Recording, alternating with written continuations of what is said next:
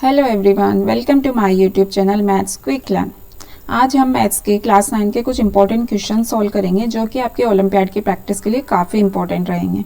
तो चलो स्टार्ट करते हैं। Question number 1, A B C D are two parallel chords. यहाँ पे एक सर्किल में हमें टू पैरेलल कोड्स दिए A B and C D. A B की लेंथ दी है, सी डी की लेंथ दी है। If chords are on opposite side, यहाँ पे दोनों कोड्स हमने अपोजिट साइड लिए सेंटर के, क्योंकि ऐसा गिवन है क्वेश्चन में।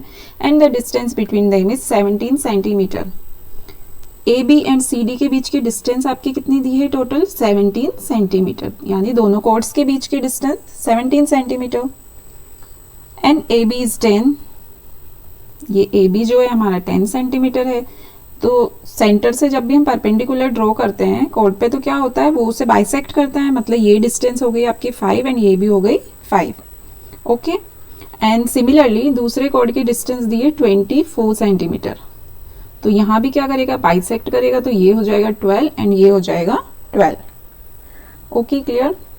And find the radius of the circle. अब यहाँ पे रेडियस क्या है आपकी, सेंटर से सर्कल के आप किसी भी पॉइंट पे जब लाइन ड्रॉ करते हैं तो वो क्या होती है, वो आपका रेडियस हो जाता है। किसी भी पॉइंट की डिस्टेंस सेंटर से रेडियस हो गई। तो यहाँ से ओ को सी को हमने कोड की एक कॉर्नर से मिला दिया एंड दूसरे कॉर्नर से मिला दिया। तो ये क्या हो गया, ये एक पॉइंट है सर्कल पे, मतलब ये दोनों हो गई आपकी रेडियस, जिसे हम आर मान लेते हैं। अब यहाँ पे देखते हैं ई एफ की डिस्टेंस हमें क्या दी है, टोटल दोनों कोड के बीच की डिस्टेंस है 17। तो अगर मैं ओ ई को x मान लेती हूँ तो बची हुई डिस्टेंस क्या हो गई, 17 माइनस एक्स।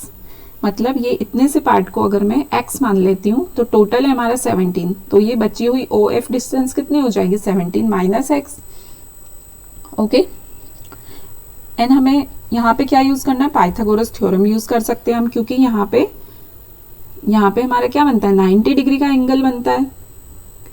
क्योंकि सेंटर से जब डालते हैं कोड पे तो वो क्या होती है, परपेंडिकुलर डिस्टेंस होती है, परपेंडिकुलर लेंथ होती है, तो वो हमेशा 90 डिग्री का एंगल बनाती है। तो ये दो हमारे पास ट्राइंगल हमें मिल गए, जो क्या है, राइट ट्राइंगल है। तो हम लोग पाइथागोरस थ्योरम यूज कर सकते हैं। तो हम करते हैं, सबसे पहले इन ट्राइंगल ओ ई सी ले लेते हैं। इसमें पाइथागोरस थ्योरम यूज करेंगे। एंगल के 90 डिग्री वाले एंगल के सामने क्या होता है, हाइपोटेन्यूज होता है। तो हम इसे क्या लिख सकते हैं, O C square is equal to O E square plus C E square. O C क्या है, रेडियस है, तो इसको हम आर स्क्वायर लिख सकते हैं। ओ ई जो कि हमने एक्स माना है, एक्स स्क्वायर प्लस सी ई है 12 square. This is equation 1। Similarly in triangle, अब ये दूसरा ट्राइंगल हम ले लेते हैं ओ एफ ए। इसमें भी हम लोग पाइथागोरस थ्योरम यूज करेंगे। तो हम लिख सकते हैं O A square equal to A F square plus O F square. Similarly ये भी है रेडियस, ए एफ क्या है आपका 5 का स्क्वायर प्लस ये हो गया 17 माइनस एक्स का whole square. This is equation 2। अब ये दोनों क्या है, आर स्क्वायर की वैल्यूज है, तो हम लोग सिंपली इनको क्या कर सकते हैं, इक्वेट कर सकते हैं। इक्वेटिंग इक्वेशन 1 एंड 2, तो हम लिख सकते हैं x square is equal to 12 square, 5 square plus 17 minus x का होल स्क्वायर लिख सकते हैं हम इन्हें। अब इसको थोड़ा सिंप्लीफाई कर लेते हैं। 12 का स्क्वायर हो गया 144, 25 प्लस ये क्या है हमारे पास, एल्जेब्रिक आइडेंटिटीज में हमने पढ़े थे फॉर्मूले, उसमें क्या होता है a माइनस बी का होल स्क्वायर। इसे ओपन करेंगे तो क्या मिलेगा, a स्क्वायर 17 का स्क्वायर जो कि क्या हो जाएगा आपका 289 प्लस बी स्क्वायर हो जाएगा एक्स स्क्वायर माइनस 2ab मतलब 34x। अब यहाँ एक्स स्क्वायर से एक्स स्क्वायर कट हो गया, बची हुई इक्वेशन आप सॉल्व करो 34x। ये टोटल आपका हो जाता है 314 माइनस 144 करेंगे तो कितना बचेगा 170। तो x की वैल्यू कितनी मिल गई, 170 upon 34 is equal to 5 centimetre आ गई आपकी x की वैल्यू। ये x जो है ये हमें मिल गया अभी 5 सेंटीमीटर। अब हमारे पास x की वैल्यू है इस ट्राइंगल में, CE की वैल्यू है, तो बचा हमारा हाइपोटेन्यूज, तो हम वो निकाल ही सकते हैं। तो अब ये x की वैल्यू क्या करेंगे हम, place value of x in equation 1 में रख देते हैं x की value. R square is equal to x square मतलब 5 का स्क्वायर प्लस 12 का स्क्वायर। तो ये कितना हो गया 25 प्लस 144 टोटल करेंगे तो हो गया 169। तो आर की वैल्यू कितनी मिल गई, √169 इज इक्वल टू 13 सेंटीमीटर। ये हो गई आपकी सर्कल की रेडियस। और यही रेडियस हमें फाइंड आउट करनी थी, तो हमारा हो गया option B is correct. Okay, simple, समझ में आया? तो आपको ये थोड़े कंसेप्ट एक बार समझ में आ गए तो कैलकुलेशन तो इजीली आप कर लेंगे। Next question, in figure radius of the circle is 5 centimetre. यहाँ पे एक सर्कल है, उसका रेडियस हमें गिवन है। अभी रेडियस क्या हो गया, ये रेडियस है, ये रेडियस है, जो कि हमें कितना दिया हुआ है, हमें दिया हुआ है 5, क्योंकि सेंटर से सर्कल के किसी भी पॉइंट की डिस्टेंस क्या होती है, रेडियस हो जाती है। तो यहाँ पे ओ सी भी रेडियस है, ओ ए भी रेडियस है, O P perpendicular A B, O Q perpendicular C D जो हमें दिखाई दे रहा है फिगर में, A B parallel C D, दोनों कोड्स क्या है, पैरेलल हैं। ए बी की वैल्यू दी है 6 सेंटीमीटर, सी डी की वैल्यू दी है 8 सेंटीमीटर। तो सिमिलरली हमने देखा था प्रीवियस क्वेश्चन में कि जब भी हम सेंटर से परपेंडिकुलर डिस्टेंस लेते हैं वो क्या होता है, कोड को 2 इक्वल पार्ट्स में डिवाइड कर देता है। तो ए बी क्योंकि यहाँ पे 6 है तो हम इक्वली डिवाइड करेंगे, 3 हो जाएगा। सिमिलरली सी डी 8 है तो C Q and Q D क्या हो जाएगा आपका, 4 and 4 हो जाएगा। तो मैं लिख सकती हूँ यहाँ पे A B equal to 6 centimetre, तो हम क्या लिख सकते हैं, A P equal to P B is equal to 3 centimetre. Similarly दूसरा कोड हम देखें तो C D is equal to 8 centimetre, तो हो जाएगा C Q equal to Q D is equal to 4 centimetre. Okay, clear? And radius हमें given है 5 सेंटीमीटर।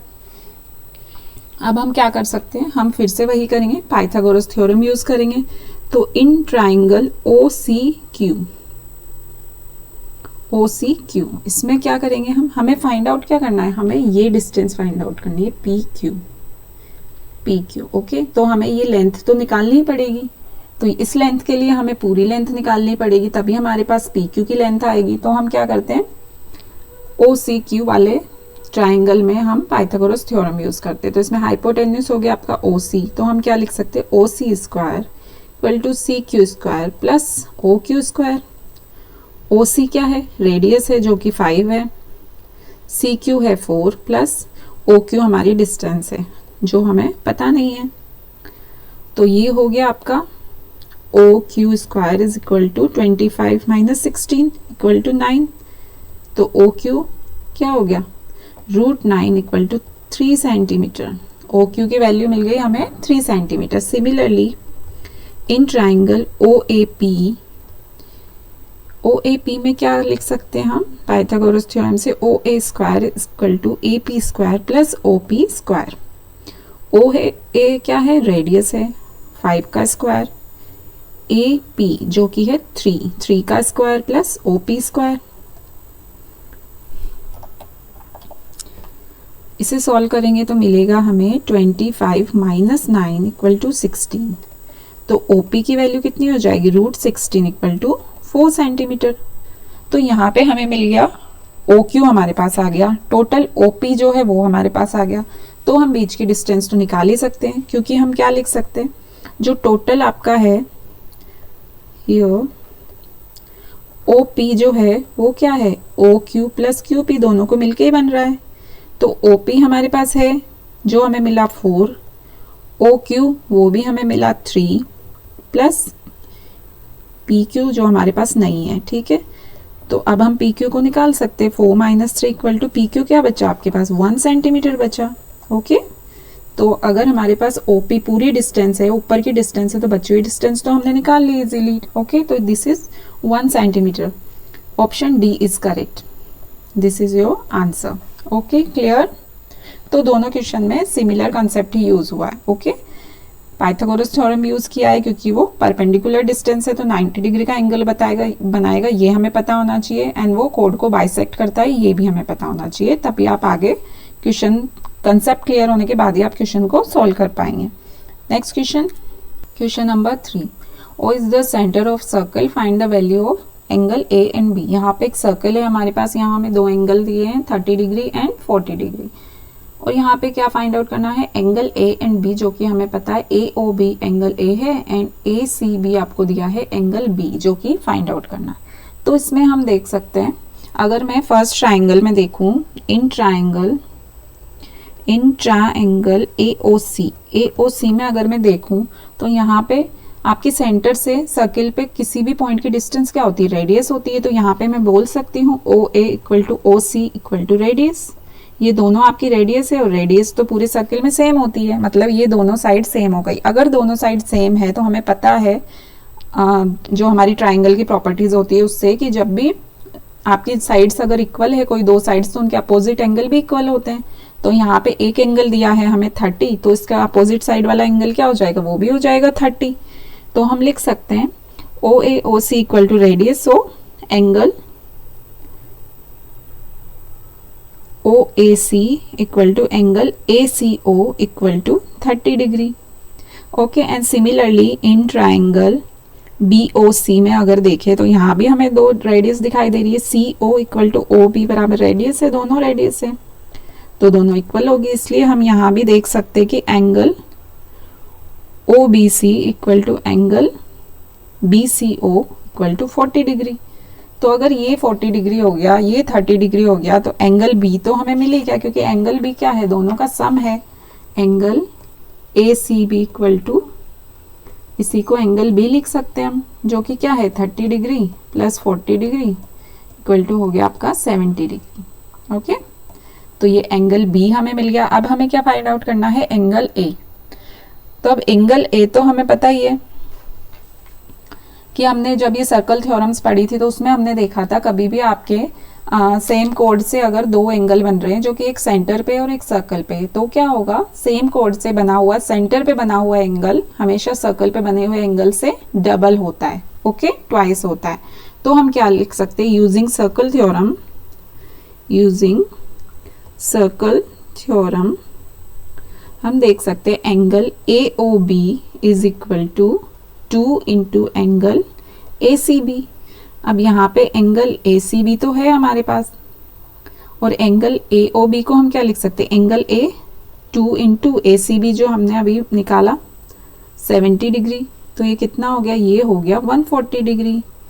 अब ये 140 डिग्री क्या हो गया आपका एंगल ए। तो हमें फाइंड आउट क्या करना था, एंगल ए आ गया 140 डिग्री एंड एंगल बी आ गया 70 degree. This is your answer, option A is correct. Okay, clear. तो यहाँ पे हमने क्या यूज किए, एंगल, हमने ट्राइंगल की प्रॉपर्टीज यूज करी एंड आपने यूज करा circle theorem. Okay, next question number 4, the कोड is equal to the radius of the circle. यहाँ पे बोला है कि जो आपकी कोड की लेंथ है वो रेडियस के इक्वल है। तो यहाँ पे हम देख सकते हैं जो ओ ए है और ओ बी है, ये क्या है, दोनों रेडियस है और कोड है ए बी, लेकिन ये तीनों डिस्टेंस होगी सेम, क्योंकि हमें बोला है रेडियस जो होगा वो कोड के इक्वल होगा। मतलब ये तीनों लेंथ आपकी सेम हो गई, दो रेडियस तो सेम होगी, सही, बची हुई आपकी कोड भी सेम है, तो ये तीनों सेम है। तो अभी हम देख सकते हैं कि तीनों साइड सेम है, तो ये क्या हो गया, ये हो गया एक इक्विएंगुलर ट्राइंगल। ओके, तो इक्विएंगुलर मतलब यहाँ पे आपके क्या हो जाएंगे, 60 डिग्री हो जाएंगे, यहाँ पे हो जाएगा 60 डिग्री, क्योंकि क्या है यहाँ पे सारी साइड सेम है आपकी, तो सारे एंगल हो गए 60। तो अभी हमें फाइंड आउट क्या करना है, हमें फाइंड आउट करना है फाइंड एंगल सबटेंडेड बाय कोड at point on minor arc and major arc. तो यहाँ पे जो एंगल है वो आपका माइनर आर्क और मेजर आर्क। आर्क क्या होता है आपको पता है ना, कोई भी, मतलब ये सर्क्यूमफेरेंस है, उसमें कोई भी आप कहीं से भी कट कर दो अगर उसे, तो वो पूरा पार्ट क्या हो गया। जैसे यहाँ पे माइनर आर्क, और माइनर आर्क क्या होता है, छोटा वाला आर्क। यहाँ पे हम देखें ए सी बी, ये एक आर्क है और बचा हुआ दूसरा आर्क बचा हुआ है सर्किल का ए डी बी।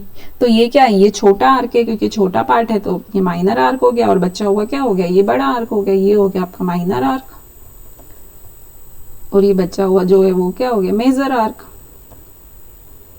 ओके, तो यहाँ पे माइनर आर्क पे मतलब ये एंगल जो बन रहा है वो आपको फाइंड आउट करना है। ओके, एंड क्या बोला है कि minor arc and major arc दोनों पे, तो मेजर आर्क पे जो एंगल बन रहा है वो भी आपको फाइंड आउट करना है। दोनों एंगल आपको ए सी बी, अगर ए सी बी में बोलूं तो ये क्या हो जाएगा, माइनर आर्क पे एंगल हो जाएगा। And similarly A D B अगर मैं बोलूं तो ये क्या हो जाएगा, ये मेजर आर्क पे एंगल हो जाएगा। ठीक है, क्यों, क्योंकि ये मेजर आर्क पे बन रहा है ये एंगल, तो ये हो गया मेजर आर्क पे बना हुआ एंगल और ये हो गया माइनर आर्क का एंगल, तो दोनों हमें फाइंड आउट करना है। तो इसके लिए हम क्या करते हैं, सबसे पहले एक हमें पता चल गया कि यहाँ पे हमारे सारे एंगल है 60 डिग्री, तीनों साइड्स हैं सेम ट्राइंगल की। ओके, तो यहाँ पे हम लिख सकते हैं in triangle OAB equal to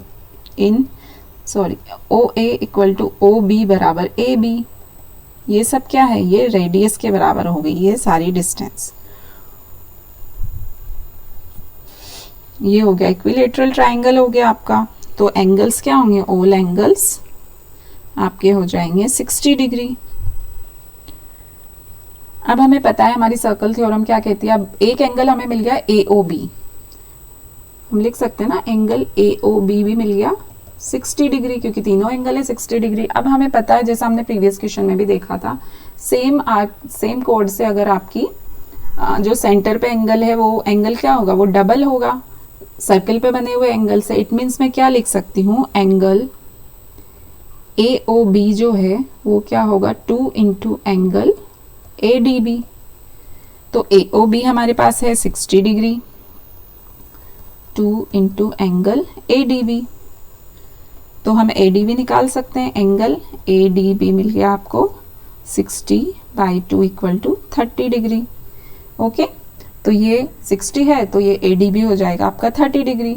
तो ये 30 डिग्री जो मिला ये क्या, ये हमारा है angle on major arc, angle on major arc. Okay, तो एक एंगल तो आपका ये मिल गया जो हमें रिक्वायर्ड था, ये मेजर आर्क वाला एंगल है। अब हमें फाइंड आउट करना है माइनर आर्क वाला angle.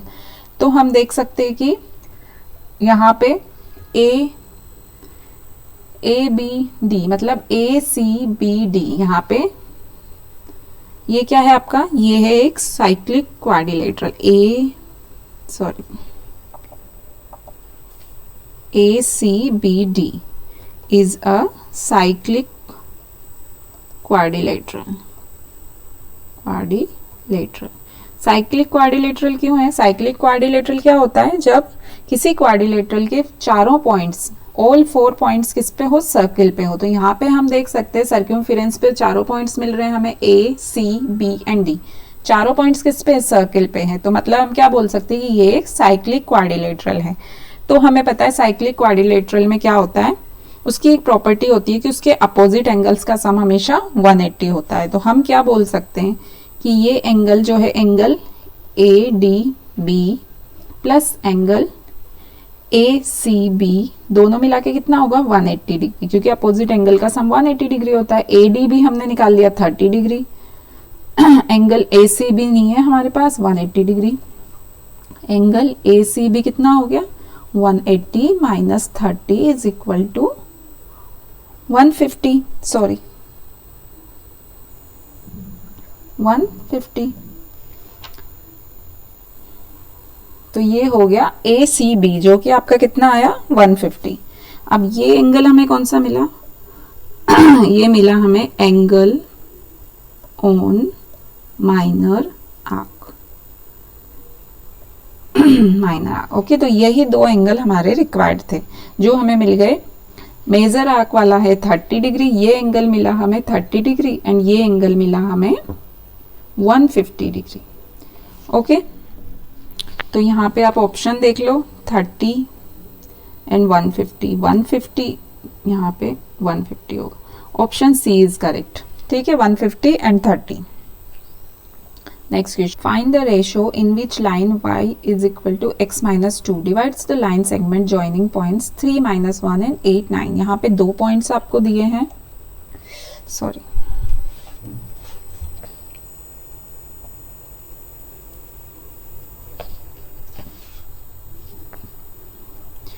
Question number 5, find the ratio in which line y is equal to x minus 2 divides the line segment joining points 3 minus 1 and 8 9। यहाँ पे आपको 2 पॉइंट्स दिए हैं, तो हम एक लाइन ड्रॉ कर लेते हैं। यहाँ पे 2 पॉइंट्स के नाम दिए नहीं है तो हम दे देते हैं PQ। यहाँ पे दिया है 3 माइनस 1 एक कोऑर्डिनेट है, ये है 8 9, ठीक है। यहाँ पे एक लाइन के हमें 2 पॉइंट्स दिए और ये लाइन की इक्वेशन विच लाइन, जो लाइन डिवाइड करेगी वो क्या है y is equal to x minus 2। तो वो कौन से रेशो में डिवाइड कर रही है वो बताना है। अब रेशो हमारे पास है नहीं, तो हम क्या करेंगे, एक कोई पॉइंट ले लेते हैं R और रेशो मान लेते हैं K and 1। ठीक है, लेट लाइन, जो लाइन दी है आपको कौन से रेशो में डिवाइड कर रही है, ये हम मान लेते हैं डिवाइड्स इन K रेशो 1। 8 पॉइंट R ले लिया हमने उससे, क्योंकि वो गिवन तो है नहीं हमारे पास। ठीक है, अब इसे R के कोऑर्डिनेट्स क्या मान लेते हैं, हम एक्स वाई मान लेते हैं, क्योंकि यहाँ पे दिए हमें y is equal to x minus two, x y coordinates हो जाएंगे। इसे हम x1 y1 मान लेते हैं, ये हो गया x2 y2। अब हमने रेशो माना है K रेशो 1, तो हम क्या लिख सकते हैं, R के कोऑर्डिनेट्स हम लिख सकते हैं x एंड y। अब x कोऑर्डिनेट क्या हो जाएगा, अगर हमारे पास रेशो K1 है तो हमें पता है रेशो जब हमें निकालना हो तो हम इसे क्या लिख सकते हैं, x कोऑर्डिनेट्स को हम लिख सकते हैं k x2 plus x1 upon k plus 1 and y coordinates को लिख सकते हैं k y2 plus y1 upon k plus 1। तो इसी के अकॉर्डिंग x1 y1 है हमारे पास, x2 y2 है, तो k x2 क्या है आपके पास 8 है, प्लस x1 है 3 अपॉन k प्लस 1। ये हो गया x coordinate. Similarly y coordinate निकालेंगे तो k y2 9 plus y1 minus 1 upon k plus 1। Okay, तो ये क्या कोऑर्डिनेट्स मिल गए हमें, 8k plus 3 upon k plus 1 and y coordinate से 9k minus 1 upon k plus 1। अब ये जो x y के कोऑर्डिनेट है इसको हम क्या करेंगे, अपनी ये लाइन की इक्वेशन में रख देंगे। तो y is equal to x minus 2, तो y कोऑर्डिनेट है 9k minus 1 upon k plus 1 equal to x coordinate क्या है 8k plus 3 upon k plus 1 minus 2। अब इसे हम लेफ्ट हैंड साइड पे लेके आ जाते हैं, तो ये हो जाएगा k plus 1 minus 8k plus 3 upon k plus 1 बराबर माइनस 2। एलसीएम लेंगे तो एलसीएम तो सेम है k प्लस 1, तो यहाँ पे लिख सकते हैं 9k माइनस 8k, ये माइनस हो जाएगा माइनस 2। ओके, फर्दर सॉल्व करेंगे तो हमें मिलेगा k minus 4 equal to minus 2k minus 2, ये हो जाएगा 3k इक्वल टू प्लस 2। तो k की वैल्यू कितनी आ गई 2/3, k की वैल्यू मिल गई हमें 2/3। अब हमारा रेशो क्या है, रेशो है हमारा k रेशो 1, तो इसमें हम 2/3 रेशो 1 लिख सकते हैं, या फिर हम इसे उधर ले जाके क्या लिख सकते हैं 2 रेशो 3। तो ये हमें k रेशो 1 क्या मिल गया, जो हमने माना था वो हो गया हमारा 2 ratio 3। It means option A is correct. तो आपको समझ में आया, जब हमें किसी भी लाइन के 2 पॉइंट्स दिए हो और रेशो गिवन नहीं हो तो हम किस तरह से निकालेंगे। पहले हम x एंड y के कोऑर्डिनेट्स निकालेंगे, वो कोऑर्डिनेट्स को हमें जो लाइन दी गई है उस लाइन में वो कोऑर्डिनेट्स प्लेस करेंगे, तो हमारे पास जो रेशो है वो निकल के आ जाएगा। k की वैल्यू मिल गई तो हमें रेशो मिल जाएगा, क्योंकि हमने k रेशो 1 ही माना है उसको। Okay, clear. Next question number 6, find the coordinates of a point which trisect the line segment joining points 1, 3 and 3, 9। यहाँ पे भी हमें 2 पॉइंट दिए हैं जो कि क्या कर रहे हैं, ट्राइसेक्ट कर रहे हैं, मतलब 3 जगह कट कर रहे हैं। पहले क्या था, बाइसेक्ट कर रहे थे, बीच में हमारा एक ही पॉइंट था, पर यहाँ पे क्या होगा, हमारे 2 पॉइंट्स होंगे। तो इसे सॉल्व करने के लिए हम क्या करते हैं, सबसे पहले एक हम ले लेते हैं, फर्स्ट टेक पॉइंट P ले लेते हैं विच डिवाइड्स इन रेशो 1:2 कर लेते हैं। ठीक है, 1:2, क्योंकि ट्राइसेक्ट कर रहा है मतलब इक्वली डिवाइड कर रहा है, मतलब आप देखो ये एक लाइन है। अभी यहाँ पे 2 पॉइंट्स क्या दिए हमें,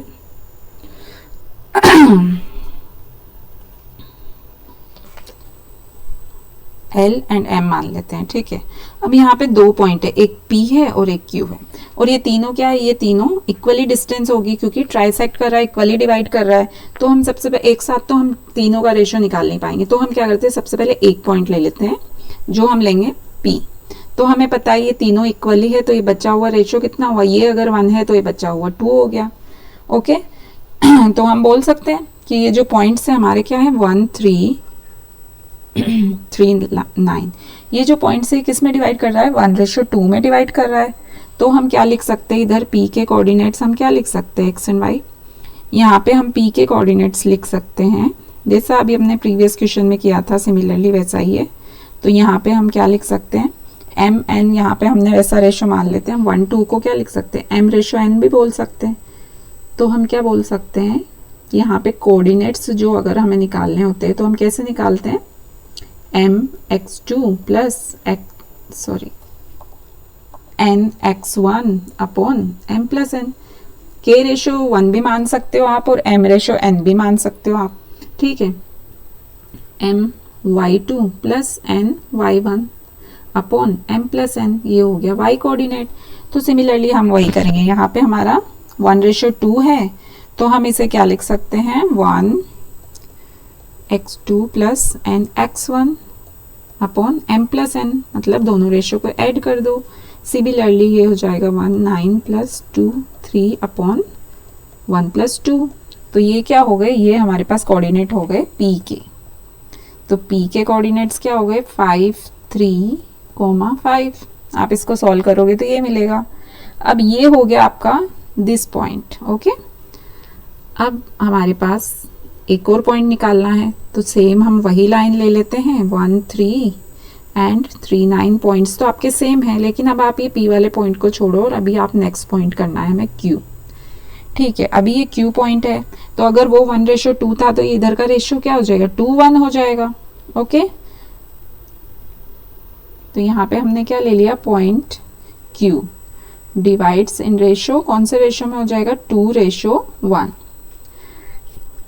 तो फिर से हम क्या करेंगे, अब हम q के पॉइंट्स निकालेंगे। अगर मैं q के पॉइंट्स x y ले लेती हूँ यहाँ पे, तो x y को हम क्या निकालेंगे, सिमिलरली वही है लेकिन रेशियो आपका 1 2 था, अभी क्या हो गया 2 1 हो गया। तो उसके अकॉर्डिंग आप कैलकुलेट कर लो। तो ये हो जाएगा 2 3 plus 1 1 upon 2 plus 1, 2 9 plus 1 3 upon 2 plus 1, okay. तो ये क्या पॉइंट्स मिल गए हमें, इसके कोऑर्डिनेट्स मिल गए। आप इसे करेंगे 7 अपॉन 3 हो जाएगा, ये हो जाएगा 18 प्लस 3 अपॉन 3 मतलब 7, ओके। तो यहाँ पे P एंड Q के हमने अलग अलग पॉइंट्स निकाल लिए जो कि वो लाइन को क्या कर रहे थे, ट्राइसेक्ट कर रहे थे। तो रेशियो हमने अलग अलग डिवाइड करके देखा तो हमें फाइनली क्या मिले, P के पॉइंट्स मिले 5 अपॉन 3 5 एंड Q के कोऑर्डिनेट्स मिले आपको 7 3 upon 7।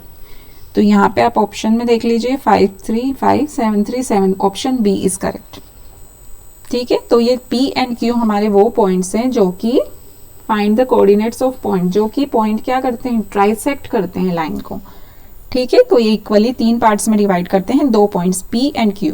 This is your answer. Come to the next question, question number 7. Find the ratio of radii of two circle if arc of equal length subtended angle 30 degree and 45 degree। यहाँ पे बोला जा रहा है हमें कि हमारे पास 2 सर्कल हैं। क्या है हमारे पास 2 सर्कल हैं जो कि अलग अलग रेडियस भी हो सकती है उनकी। तो यहाँ पे क्या बोला है, एक जो फाइंड द रेडियस का, आपको रेडियस अलग अलग है इसलिए उनका रेशियो फाइंड आउट करने बोला है, लेकिन एंगल हमें दिए हुए हैं। तो एंगल क्या हो गए, एक में एंगल दिया है 30 डिग्री एंड दूसरे में एंगल क्या दिया है आपको 45 डिग्री, ठीक है। और रेडियस हमें बोली नहीं गई है, ये R1 हो गई, ये R2 हो गई, ठीक है। तो सिर्फ हमें ये एंगल्स गिवन है और आपको सिर्फ रेशियो निकालना है, वैल्यू नहीं निकालनी है, R1 एंड R2 के रेशियो निकालना है। तो वो हम फाइंड आउट कर सकते हैं। हम सबसे पहले कि रेडियस हमने ले ली R1 एंड R2, तो हम लिख सकते हैं let radii of circles be R1 and R2, दोनों के अलग अलग रेडियस। तो हमारे पास अगर थीटा है, थीटा मतलब आपका एंगल अगर है, तो हम क्या लिख सकते हैं, angle theta 1 is equal to length upon R1 लिख सकते हैं। सिमिलरली Q क्या लिख सकते हैं, L अपॉन R2 लिख सकते हैं। अब यहाँ पे हमारे पास क्या है, थीटा हमें गिवन है, वेयर थीटा 1 हो गया आपका 30 डिग्री एंड थीटा 2 हो गया आपका 45 डिग्री। ओके, तो अब आपको यहाँ पे अगर मैं दोनों इक्वेशन को डिवाइड कर दूँ, क्योंकि हमें रेशियो निकालना है तो हम डिवाइड कर सकते हैं। डिवाइड इक्वेशन, इसको हम 1 मान लें, इसको 2 मान लें। तो हम क्या करते हैं, इक्वेशन 1 एंड 2 को डिवाइड करेंगे अगर, तो हमें उससे क्या होगा, रेशियो फाइंड आउट हो जाएगा। L upon R1 upon L upon R2। यहाँ पे L से तो L कट हो गया क्योंकि L की वैल्यू गिवन भी नहीं है और हमें फाइंड आउट भी नहीं करनी है। ठीक है, तो हमारे पास क्या बचेगा, R1 अपॉन R2। अब थीटा 1 कितना है, 30, 45 डिग्री, एंड ये है R1 अपॉन R2।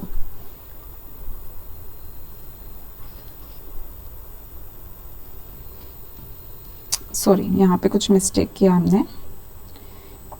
ये जब ऊपर जाएगा तो ये R2 अपॉन R1 हो जाएगा। क्यों, क्योंकि हम ऐसे इसको लिखेंगे R2 अपॉन R1 मल्टीप्लाई में होके, तो ये L से तो L कट जाएगा, तो क्या बचेगा आपके पास, R2 upon R1, 2 upon R1। Okay, तो आप इसे सॉल्व करेंगे, R2 अपॉन R1, इसको कट करेंगे 30 और 45 को, तो आपके पास क्या रहेगा,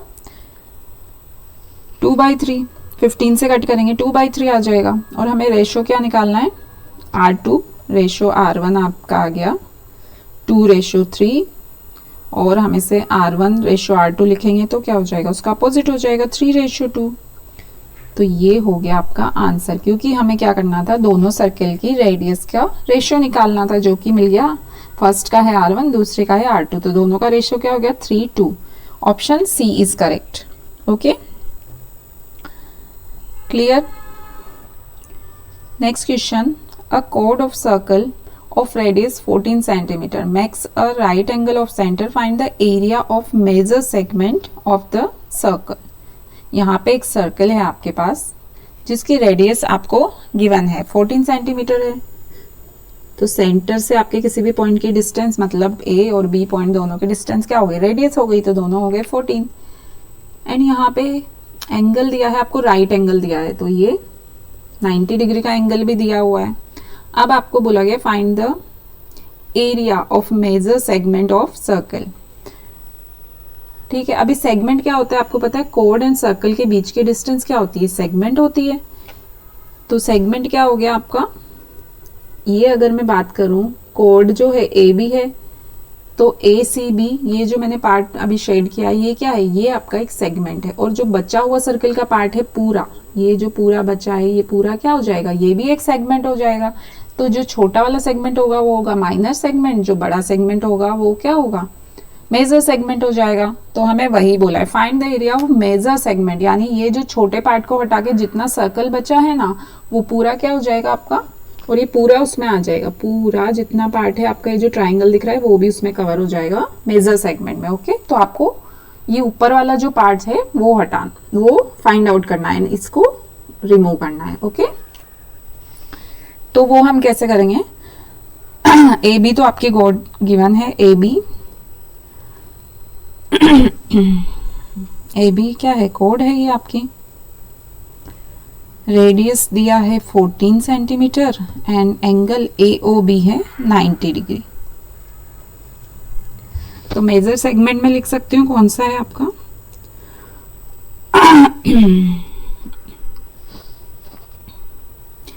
मेजर सेगमेंट है ए डी बी ए। मैं सेगमेंट की बात कर रही हूँ फिलहाल। ठीक है, तो ये जो पूरा सेगमेंट है ये क्या है, ए मेजर सेगमेंट,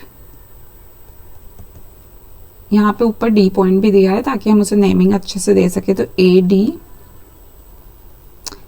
बी ए।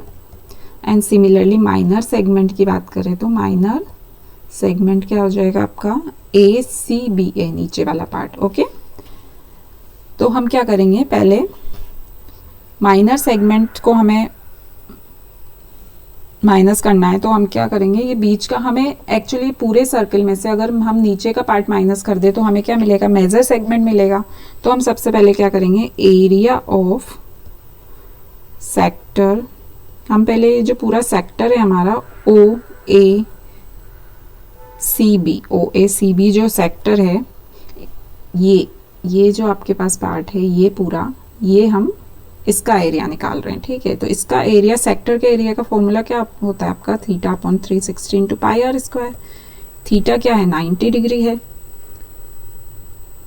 तो यहाँ पे आप रख दो 90 डिग्री अपॉन 360 इंटू 22/7 पाई की वैल्यू रख देंगे। आर है आपके पास 14 का स्क्वायर।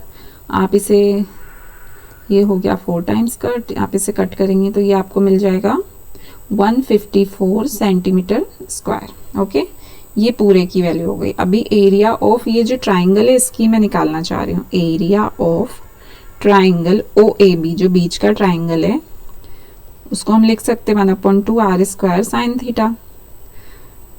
तो इसमें अगर वैल्यू प्लेस करें 1/2, आर कितना है 14 का स्क्वायर, साइन थीटा है 90 डिग्री। इसे सॉल्व करेंगे तो 14 इंटू 14 साइन 90 की वैल्यू 1 हो जाएगी, तो ये हो जाएगा 98 सेंटीमीटर स्क्वायर।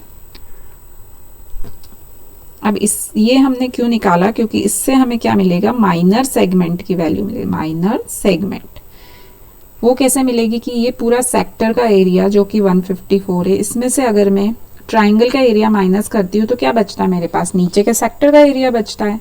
तो ये कितना हो गया 56 सेंटीमीटर स्क्वायर। ओके, तो हमने पूरे सेक्टर का एरिया निकाला, देन ये ट्राइंगल का एरिया उसमें से माइनस किया तो हमें क्या मिल गया, ACB। ये जो हमारा क्या है, माइनर सेगमेंट है, तो उसका एरिया मिल गया। अब हमारा पर्पस क्या है, पूरे सर्कल में से मेजर सेगमेंट का एरिया, तो वो कैसे निकालेंगे, एरिया ऑफ मेजर सेगमेंट। उसके लिए आपको क्या करना पड़ेगा, पूरे सर्कल का एरिया निकालो पहले आप, area of circle minus area of minor segment. पूरे सर्कल के एरिया में से अगर मैं माइनर सेगमेंट का एरिया माइनस कर देती हूँ तो क्या मिलता है तो हमें मेजर सेगमेंट का एरिया मिल जाएगा। तो इससे हम क्या लिख सकते हैं, पाई आर स्क्वायर सर्कल का एरिया माइनस माइनर सेगमेंट का हमें मिल गया 56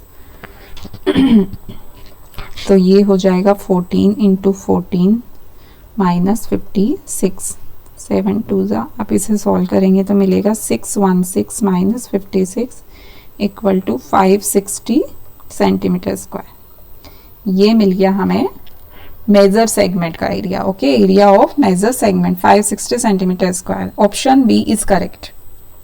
तो आपको समझ में आया, पहले कंसेप्ट समझ में आना जरूरी है। पूरा सर्कल है हमारे पास, उसमें से हमें ये ऊपर का पार्ट जो कि हमारा क्या है, मेजर सेगमेंट है, मेजर सेगमेंट। तो अगर मैं अपने पूरे सर्कल में से सिर्फ ये माइनर सेगमेंट को माइनस कर देती हूँ तो मुझे क्या मिलता है, मेजर सेगमेंट मिलता है। लेकिन वो माइनर सेगमेंट भी तो मुझे निकालना पड़ेगा पहले, तो उसके लिए हमने जो हमारे पास गिवन वैल्यूज है उसमें से सेक्टर की वैल्यूज हमारे पास गिवन है, तो सेक्टर का हमने एरिया निकाला, देन ट्राइंगल का उसमें से माइनस किया तो हमें मिल गया minor segment. Okay, and then minor segment के एरिया को हमने पूरे सर्कल के एरिया में से माइनस कर दिया तो मिल गया हमें major segment. Okay, clear. Next question, question number 9। The length of the rectangular plot of land is twice its breadth। यहाँ पे आपको एक रेक्टेंगुलर प्लॉट दिया है, बोला है कि उसकी जो लेंथ है वो ब्रेथ से डबल है। तो अगर मैं इसे x मानती हूँ तो ये लेंथ क्या हो जाएगी, 2x हो जाएगी आपकी लेंथ। क्यों, क्योंकि वो डबल है, उससे twice its width. If the perimeter of plot be 210। यहाँ पे हमें पेरीमीटर दिया है लेकिन हमारे पास साइड्स की वैल्यू नहीं है, लेकिन हमें पता है पेरीमीटर क्या होता है। पहले हमने मान लिया लेट ब्रीथ को अगर मैं मानती हूँ x सेंटीमीटर, तो फिर लेंथ क्या हो जाएगी, लेंथ आपकी ऑटोमेटिकली हो जाएगी 2x, क्योंकि ऐसा हमें कंडीशन दी है। अब यहाँ पे दिया है पेरीमीटर, पेरीमीटर दिया है आपको 210, सॉरी ये सारी वैल्यू आई थिंक मीटर में है, मीटर। ओके, तो पेरीमीटर भी दिया है 210 मीटर।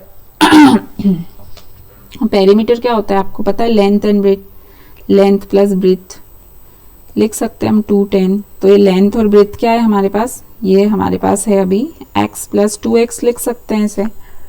तो ये कितना हो गया 3x 3 ये 6x इज इक्वल टू 210। तो यहाँ से x की वैल्यू तो आपको मिल ही रही है 210 अपॉन 6 3 5 35 मीटर क्या हो गया, x की वैल्यू हो गई। अगर x की वैल्यू आपको मिल गई तो आप 2x की वैल्यू तो निकाल ही सकते हो।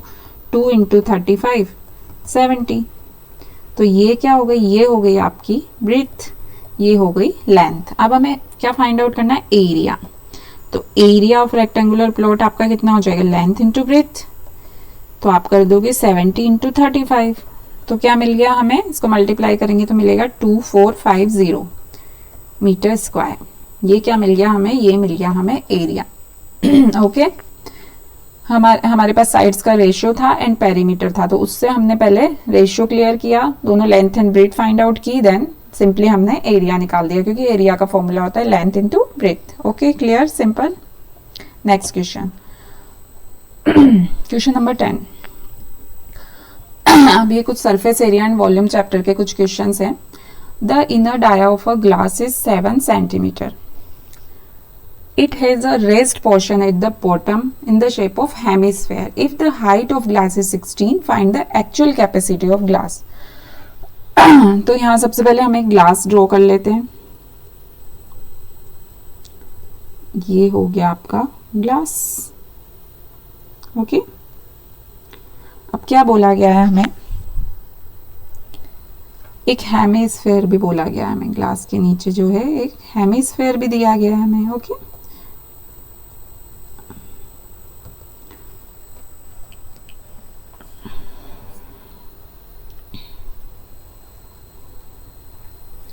अब आपको बोला है इनर डाया वो ग्लास, डाया मतलब ये 7 है आपका पूरा, ठीक है, and raised portion is bottom in the shape of hemisphere हमने बना लिया। हाइट ऑफ ग्लास आपको दी है, टोटल हाइट कितना है ग्लास का, हाइट है आपका 16 सेंटीमीटर। ओके अब हमें पता है अगर ये 7 है तो हमारी रेडियस कितनी हो जाएगी, रेडियस हो जाएगी 3.5, क्योंकि डाया डबल होता है ना, तो 3.5। अब क्योंकि हेमिस्फेयर है तो हेमिस्फेयर का भी रेडियस सेम हो जाएगा, क्योंकि वो उसके पूरे बॉटम में है, ठीक है, तो हेमिस्फेयर का रेडियस भी सेम रेडियस हो जाएगा जो कि हमारा ग्लास का रेडियस है। ओके ये आपको क्लियर होना जरूरी है। तो सबसे पहले हम देख लेते हैं, डाया है आपका 7 सेंटीमीटर, तो रेडियस कितनी होगी, 7/2 इज इक्वल टू 3.5, या इसको सिंपली हम लोग 7.5 लेके चलते हैं, कैलकुलेशन में इजी रहेगा। ओके एंड हाइट गिवन है आपके पास 16 सेंटीमीटर। तो हम क्या करेंगे, जो ग्लास है वो क्या है, सिलेंड्रिकल ग्लास है, तो हम क्या करेंगे, कैपेसिटी निकालेंगे पहले पूरे ग्लास की। अभी हेमिस्फेयर को आप छोड़ दो, पहले पूरे ग्लास की हम निकालेंगे, ठीक है। तो कैपेसिटी ऑफ ग्लास कितनी हो जाएगी, सिलेंड्रिकल का वॉल्यूम का फॉर्मूला क्या होता है हमारे पास, πr²h, तो यहाँ पे हम रख देंगे पाई, आर है हमारे पास 7/2 इंटू 7/2 एंड एच भी है हमारे पास 16, 7 से 7 ये 11 टाइम्स कट हो गया, 2 से 8 टाइम 77 इंटू 8 आपका कितना आ जाएगा, 616 सेंटीमीटर क्यूब। ये क्या मिला हमें, पूरे ग्लास की कैपेसिटी। अब सिर्फ हम हेमिस्फेयर का निकाल लेते हैं, volume of hemisphere.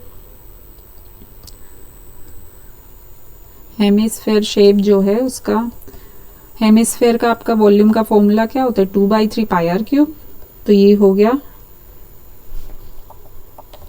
2/3 22/7 r 7/2 into 7/2 into 7/2, 2 से 2 कट हो गया, 2 से 11 टाइम्स, 7 से 7 कट हो गया, 3 नीचे बचा 6, तो ये आपका हो जाएगा 539/6, ठीक है। इसको आप पॉइंट्स में निकालेंगे तो मिलेगा 89.83 सेंटीमीटर क्यूब, ठीक है। तो ये क्या मिला हमें, हेमिस्फेयर का जो मिल गया जो बॉटम में है एंड टोटल ग्लास का हमारे पास है। तो अगर हम टोटल ग्लास की कैपेसिटी में से हेमिस्फेयर की कैपेसिटी माइनस कर दे तो क्या मिलेगी हमें, जो प्रेजेंट में एक्चुअल कैपेसिटी है वो मिल जाएगी, एंड वही हमें फाइंड आउट करना है।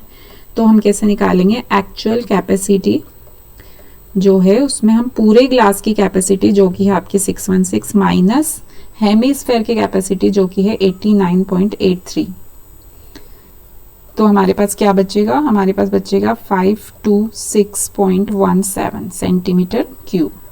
ये हो गई आपकी actual capacity of glass. The option D is correct. तो आपको समझ में आया हमने क्या किया, हमारे पास एक ग्लास था जो कि सिलेंड्रिकल शेप में होता है, उसके बेस पे एक हेमिस्फेयर शेप हमारे पास है, तो वो पोर्शन रेज्ड पोर्शन है, मतलब वो उठा हुआ पोर्शन है ग्लास के अंदर। तो हम क्या करेंगे, पूरे ग्लास की कैपेसिटी में से अगर वो हेमिस्फेयर की कैपेसिटी हम माइनस कर देते तो हमारे पास क्या बचेगी, जो एक्चुअल कैपेसिटी है ग्लास की वो बचेगी। तो हमने वही फाइंड आउट किया है, ठीक है। टोटल ग्लास की कैपेसिटी में से हेमिस्फेयर की कैपेसिटी माइनस करके हमने निकाली है actual capacity of the glass. Okay, clear? Next question. Question number 11. A wooden toy is in the shape of cone mounted on a cylinder. हम क्या करते हैं, सबसे पहले एक सिलेंडर ड्रॉ कर लेते हैं. यहाँ पे एक सिलेंडर मैं बना लेती हूँ. This is your cylindrical part. अब क्या बोला है, a shape of cone surmounted on a cylinder, मतलब ऊपर होगा. तो यहाँ पे एक मुझे कॉन बनाना पड़ेगा. This is your cone.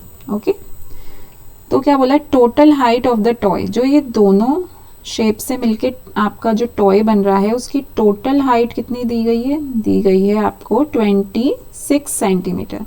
And conical part की हाइट है आपकी 6 सेंटीमीटर. ओके, डाया और base of conical part is 5. इसका डाया दिया है, कॉनिकल पार्ट का डाया है, तो इसका कॉनिकल पार्ट का डाया है 5 सेंटीमीटर. सिलेंड्रिकल पार्ट का डाया दिया है 4 सेंटीमीटर. ओके, तो हम यहाँ पे रेडियस निकाल सकते हैं. इसको स्मॉल आर मान लो, इसको कैपिटल आर मान लो.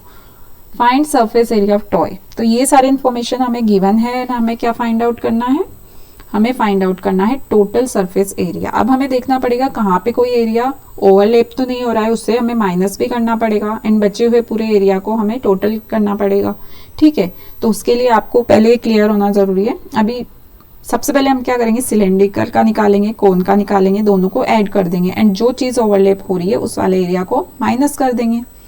तो सिंपली हम कहाँ से स्टार्ट करते हैं, हम पहले कॉनिकल एरिया का अपना निकालते हैं. एरिया ऑफ कॉनिकल पार्ट, यानी ऊपर वाला जो आपको कोन का पार्ट दिया है उसका एरिया हम निकालेंगे. तो वो कैसे निकालेंगे, पहले तो आपका होगा टोटल जो एरिया है आपका, अपर वाला जो एरिया है, upper area of cone plus base area of cone, base area of cone. Okay, अब ये इसमें हम देख सकते हैं कि ये जस्ट उसके टच होके सिलेंडर भी है. तो यहाँ पे क्या है, ये एरिया है इतना, ये ओवरलैप हो रहा है, तो इससे हमें माइनस करना पड़ेगा. तो माइनस बेस एरिया बोल सकते हैं हम इसे, minus base area of cylindrical part. Okay, cylinder. तो यहाँ पे इसके लिए हमें क्या चाहिए होगा, पाई आर एल में रखने के लिए हमें एल चाहिए होगा. एल क्या होता है, हाइट हमारी यूज नहीं होती पर ये एल यहाँ पे यूज होता है. ठीक है, तो ये एल हम कैसे निकाल सकते हैं, यहाँ पे हम देख सकते हैं एक ट्राइंगल आपको बन रहा है. तो यहाँ पे हमारे पास आर है जो कि कितनी हो गई आपकी 2.5 हो गई. ये एल हमें निकालना है और हाइट आपको दी है 6. तो आप सिंपली पाइथागोरस थ्योरम यूज करके निकाल सकते हो 6 स्क्वायर प्लस 2.5 का स्क्वायर. ठीक है, तो एल इसको रूट में हम 36 प्लस 6.25, तो एल की वैल्यू कितनी निकलेगी, ये हो जाएगा 42.25. तो एल की वैल्यू मिल गई आपको 6.5 सेंटीमीटर. ये क्या हो गई, एल की वैल्यू हो गई. तो अब हम ये फॉर्मूले में लिख सकते हैं अपर एरिया ऑफ कॉन, मतलब ये हो जाएगा pi R L plus pi R square base area minus base area of cylinder. तो पाई इसमें दूसरा रेडियस आएगा आपका, सिलेंडर वाला रेडियस आएगा. ओके, यहाँ पे आप पाई कॉमन लेंगे तो क्या मिलेगा, R L plus R square minus small R square. Pi की वैल्यू रख दो 22/7. यहाँ पे आर एल आपका हो गया, आर भी है आपके पास, एल भी है, प्लस 2.5 का स्क्वायर माइनस नीचे 2 है रेडियस सिलेंड्रिकल की. अब इसे आप सॉल्व करेंगे तो क्या मिलेगा, 407/7. आप इसे कैलकुलेट करना 58.14 सेंटीमीटर स्क्वायर. ये आपको मिली ऊपर के कॉनिकल पार्ट का आपको एरिया मिल गया. ठीक है, उसमें जो ओवरलैप हो रहा था पोर्शन उसे हमने क्या किया, माइनस कर दिया, तो हमें अपर पार्ट मिल गया. अभी हमें निकालना है सिलेंड्रिकल पार्ट. तो एरिया ऑफ सिलेंड्रिकल पार्ट, तो उसके लिए हम क्या करेंगे, ये पहले साइड का जो सरफेस एरिया वो आ जाएगा, curved surface area of cylinder. Okay, plus area of base of cylinder. ठीक है, तो सिंपली आपको कर्व्ड सरफेस एरिया का फॉर्मूला आपका क्या होता है, 2πRh प्लस बेस एरिया का हो जाएगा πr स्क्वायर. इसमें क्या होगा, स्मॉल आर आएगा क्योंकि सिलेंड्रिकल का रेडियस आपके पास स्मॉल आर है. इसमें से हम पाई आर अगर कॉमन ले लेते हैं तो क्या बचता है 2h प्लस आर. अब यहाँ पे आपको वैल्यू प्लेस कर देनी है। आर की वैल्यू है 2 इंटू हाइट कितनी है अभी आपके पास, ये टोटल हाइट है 26, ऊपर का कॉनिकल पार्ट है 6, तो बचा हुआ कितना है 26 माइनस 6, 20 बचेगा। 20 प्लस 2, अब इसे सॉल्व करेंगे 40, 42 एंड 84 एंड ये आपका आ जाएगा 264 सेंटीमीटर स्क्वायर। अब हमने ऊपर का निकाल लिया, नीचे का निकाल लिया, अब हमें टोटल सरफेस एरिया फाइंड करना है। तो हम क्या करेंगे, टोटल एरिया आपका हो जाएगा कॉनिकल पार्ट का एरिया प्लस नीचे के सिलेंड्रिकल पार्ट का एरिया, दोनों को ऐड कर देंगे तो हमें मिल जाएगा total area of the toy. ये हो जाएगा 222.14 centimetre square. This is your answer.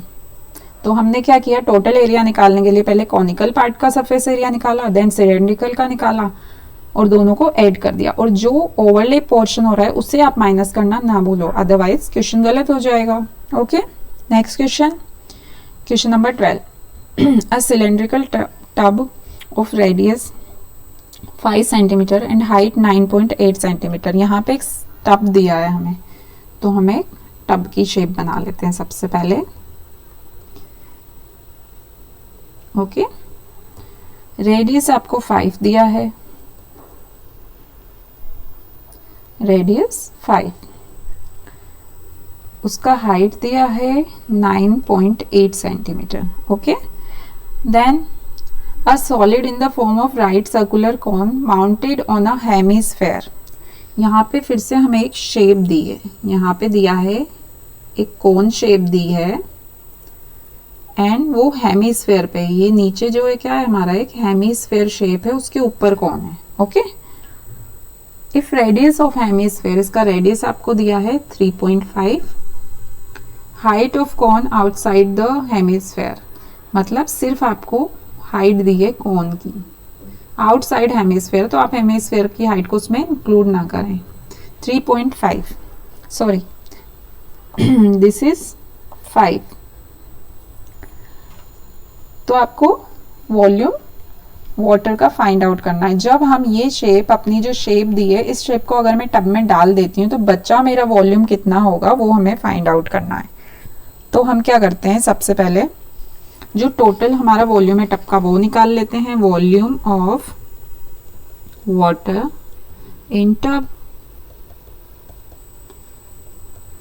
तो सिलेंड्रिकल शेप हमें दिखाई दे रही है टब की, तो हम इसका फॉर्मूला लगाएंगे सिलेंड्रिकल का, तो पाई आर स्क्वायर एच, इसे सॉल्व करेंगे 22/7 इंटू आर कितना है आपका 5 गिवन है, 5 स्क्वायर इंटू हाइट भी गिवन है 9.8, इसे सॉल्व करेंगे तो हमें मिलेगा 770 centimetre cube. Okay,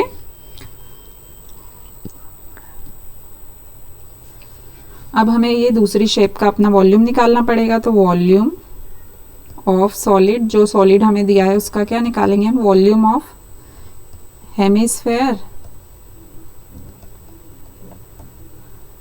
plus volume of cone, दोनों का प्लस करेंगे तो टोटल हमारी जो शेप सॉलिड है उसका हमें वॉल्यूम मिल जाएगा। तो हेमिस्फेयर का formula 2/3 pi R cube plus cone का होता है आपका पाई आर स्क्वायर एच। बस सिंपली आपको वैल्यू रख देनी है इसमें, 2/3 इंटू 22/7 प्लस 7/,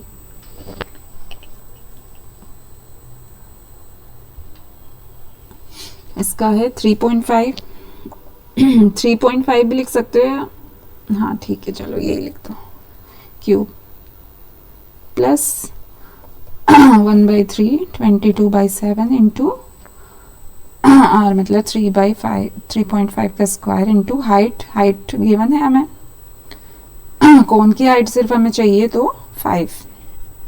अब आप इसे सॉल्व करेंगे तो आपको मिलेगा, आप इसको कैलकुलेट करना अच्छे से, मैं डायरेक्टली लिख देती हूँ 1078, क्योंकि इसमें हम टाइम वेस्ट नहीं करते, सिर्फ कैलकुलेशन है 6। ओके, हमें ये मिल जाएगा 1848/12 is equal to 154 centimetre cube. तो ये क्या हो गया आपका, सॉलिड का भी हमारे पास वॉल्यूम हो गया एंड टोटल टब का भी वॉल्यूम हो गया जितना उसमें वाटर था। अब जो वॉल्यूम बचा है ये इमर्ज करने के बाद वो क्या हो जाएगा, volume of water left in tub. तो कितना बचेगा आपका टोटल वॉल्यूम माइनस आपके सॉलिड का वॉल्यूम, तो कितना बचा 616 सेंटीमीटर क्यूब। ये हमारे पास हमारा रिक्वायर्ड वॉल्यूम आ गया। पूरा हमने टब में जितना वाटर था उसका वॉल्यूम निकाला, देन हमने, क्योंकि हम इसे इमर्ज करने वाले वाटर में, तो हमने ये सॉलिड शेप का वॉल्यूम निकाला एंड टोटल वाटर के वॉल्यूम में से सॉलिड शेप का वॉल्यूम माइनस किया। तो हमारे पास क्या बचता है, volume of water left in the tub after emerging the solid shape. Okay, clear. Next question number 13। A solid cylinder of dia 12 centimetre and height 15 centimetre. यहाँ पे भी हमें एक सिलेंडर दिया है तो हम ड्रॉ करते जाते हैं साथ के साथ। ये आपके पास है एक सिलेंडर। सिलेंडर की हाइट आपको दी गई है 15, डाया है 12, डाया इज 12। तो फिर रेडियस कितनी हो जाएगी, रेडियस हो जाएगी आपकी 6। This shape is melted and recast. Melt कर रहे हैं उसे तो उसका हम क्या निकालेंगे, वॉल्यूम निकालेंगे। Then recast into 12 toys in the shape of right circular cone mounted on a hemisphere. ये पहले वाली शेप ही आ गई आपकी, उसमें भी हमने यही किया था। एक हमारे पास था कोन और वो किस पे था, एक हेमिस्फीयर पे था। ओके, तो ये है आपका शेप और ऐसे 12 टॉयज बनाए हैं। ठीक है, find the radius of hemisphere. ये जो हमारे पास रेडियस है, स्मॉल r हम इसे मान लेते हैं, ये रेडियस आपको फाइंड आउट करनी है और टोटल हाइट भी आपको फाइंड आउट करनी है। यहाँ से टोटल जो हाइट है h वो भी आपको फाइंड आउट करना है। If the height of conical part is 3 times of radius, मतलब ये जो हाइट है ना, ये 3 टाइम्स ऑफ रेडियस, ये कंडीशन हमें इन्होंने दी है। वैल्यू नहीं दी है लेकिन एक रेशियो हमें दिया है कि जो हाइट है वो 3 टाइम्स ऑफ द रेडियस है। क्लियर। तो हम क्या करते हैं, इसमें सबसे पहले हमें वॉल्यूम निकालना पड़ेगा सिलेंडर का। तो हम सबसे पहले पूरे सिलेंडर का वॉल्यूम ऑफ सॉलिड सिलेंडर, तो क्या होता है आपका फॉर्मूला होता है आपका पाई आर स्क्वायर। अब आर भी यहाँ पे हम इसको कैपिटल आर ले लेते हैं, तो हम लिख सकते हैं पाई आर स्क्वायर और इसकी हाइट को हम कैपिटल एच ले लेते हैं। Okay, this is capital H. Pi को पाई रखते हैं अभी के लिए, कैलकुलेशन इजी हो जाएगी। एंड ये हो गया 15 हाइट। This is equation 1। थोड़ा स्पेस कम होगा तो हम यहीं पे ले लेते हैं pi 6 square and to 15। This is equation 1। अब आपको जो टॉय है आपका उसका निकालना है। अब वो टॉय में हमें 2 शेप दिखाई दे रही है, तो हम क्या बोल सकते हैं, volume of toy is equal to volume of hemisphere plus volume of cone. दोनों को प्लस करेंगे तो हमें टोटल टॉय का वॉल्यूम मिल जाएगा। तो हेमिस्फीयर का फॉर्मूला क्या होता है, 2/3 pi R cube, plus cone का होता है 1/3 पाई आर स्क्वायर एच। तो इनमें आप वैल्यूज पुट कर दो। पाई को हम पाई रखते हैं। आपको क्या करना है, यहाँ पे आपको h की वैल्यू प्लेस करनी है। h क्या दिया है हमें, 3r दिया है, तो मैं यहाँ पे 3r लिख सकती हूँ h की जगह पे। तो अब ये आपका हो जाएगा 3 नीचे एलसीएम है 5 pi R cube upon 3। Okay, this is your equation 2। तो यहाँ पे हमें सिलेंडर का मिल गया और टॉय का मिल गया। लेकिन एक और चीज़ है कि यहाँ पे ऐसे 12 टॉयज हैं, तो ये तो हमारे 1 टॉय के आया था, तो अब हम वॉल्यूम निकालेंगे 12 टॉयज का।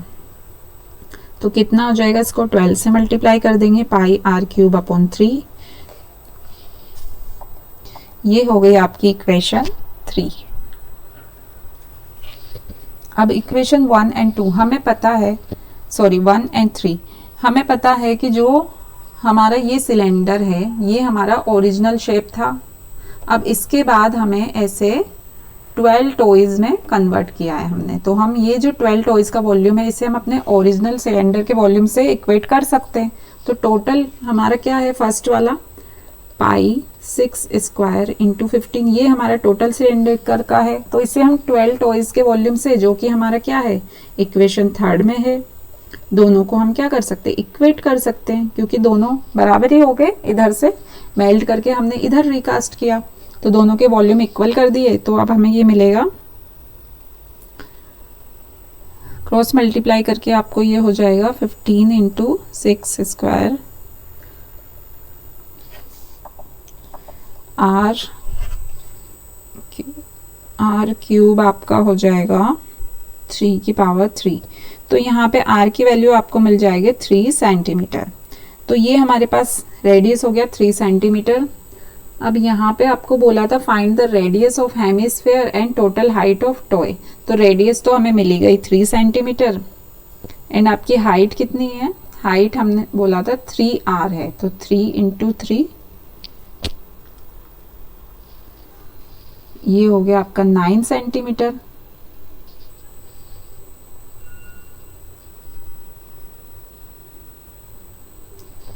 ये जो आपकी हाइट थी ये यहाँ तक थी, एक्चुअली हमने पूरी ले ली। हमें क्या गिवन है, height of conical part is 3 times.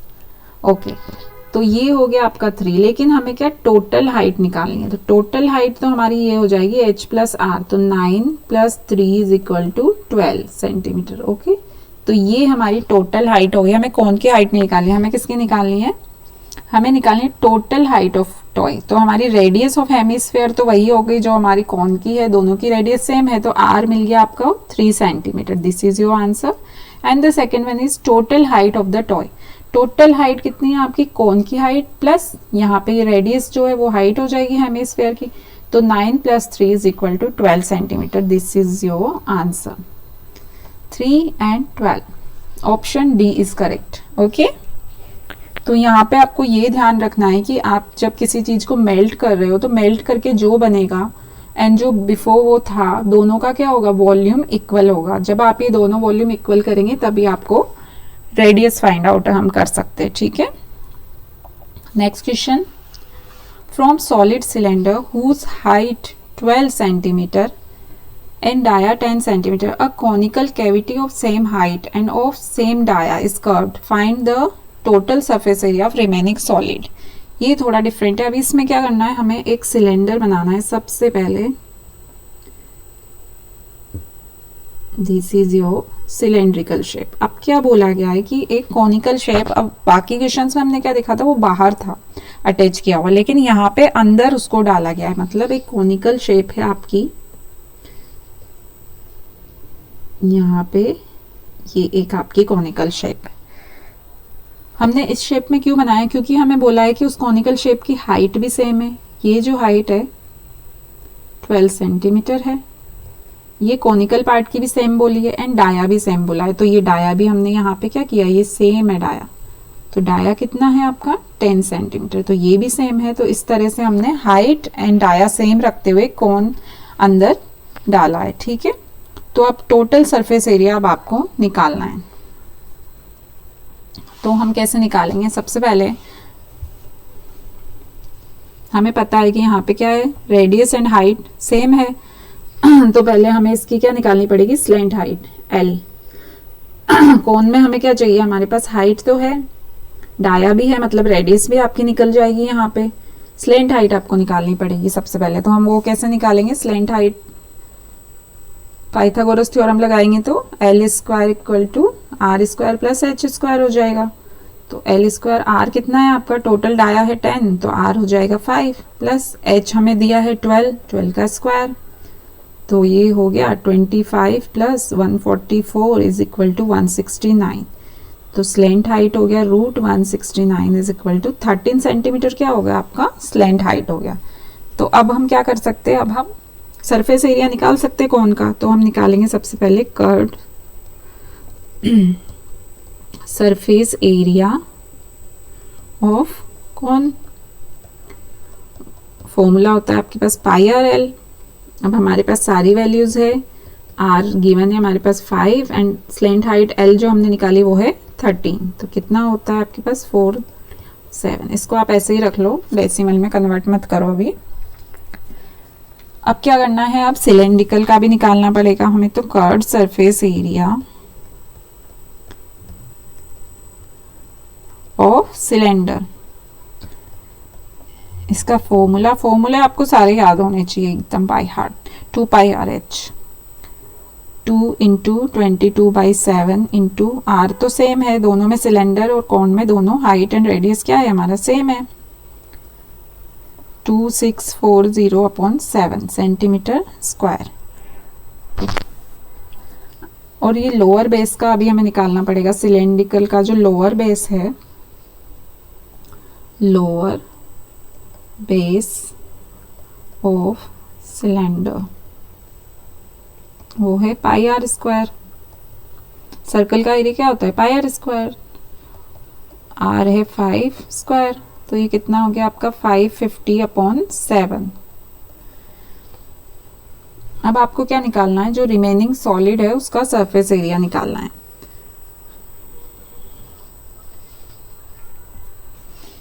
Total surface area कितना हो जाएगा आपका रिमेनिंग सॉलिड का। सबसे पहले जो हमने निकाला curved surface area of cylinder plus curved surface area of cone plus area of lower base of cylinder, तो ये सब मिला के क्या बनेगा। अब हमने क्या किया, इसमें कोन का हमने कर्व्ड सरफेस एरिया निकाला, ठीक है, देन हमने curved surface area of cylinder निकाला, देन हमने बेस का निकाला, तो हमारा टोटल सरफेस एरिया आ गया।